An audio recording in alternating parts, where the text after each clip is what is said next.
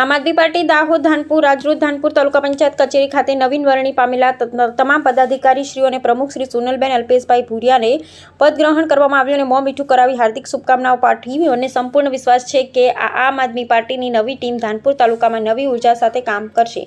સાથે ધાનપુર તાલુકાના છેવાડાના નાગરિક સુધી સુશાસન અને પ્રગતિના કાર્યો પહોંચાડવા કટિબદ્ધ રહેશે.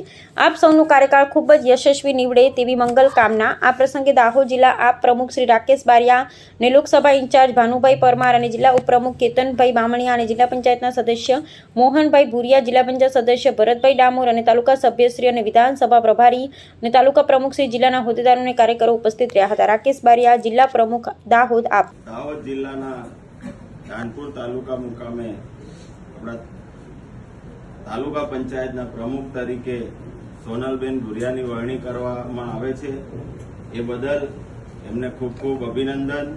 સાથે અમારા જિલ્લા પંચાયતના સભ્ય હોય, તાલુકા પંચાયતના સભ્ય હોય અને આપણા ધાનપુર તાલુકાની જનતાએ જે ખોબે ને ખોબે મતો આપી અને આમ આદમી પાર્ટીના ઉમેદવારોને જે વિજેતા બનાવ્યા છે એ બદલ એમનું હું ખૂબ ખૂબ હૃદયથી હાર્દિક સ્વાગત કરું છું. અને સાથે આ તાલુકા પંચાયતની બોડી અને આપણા પ્રમુખશ્રી જે બેઠા છે, જે ધાનપુરની અંદર વર્ષોથી જે કામો અધૂરા રહ્યા છે એ અમારી આમ આદમી પાર્ટીના પ્રમુખશ્રી અને એમની ટીમ દ્વારા સખત મહેનત કરી અને બધા કામ પૂરા કરવામાં આવે એવી અમે ખાતરી આપીએ છીએ. અને સાથે સાથે આપણી આમ આદમી પાર્ટીની જે બોડી ધાનપુર તાલુકાની અંદર બેસી છે તો આપણે સૌ સાથે મળી અને ધાનપુર તાલુકાનો વિકાસ કરીશું, જેથી ભારતીય જનતા પાર્ટીનું શાસન હોય કે કોંગ્રેસનું શાસન છે, આ બધાએ તમે જોયું જ છે.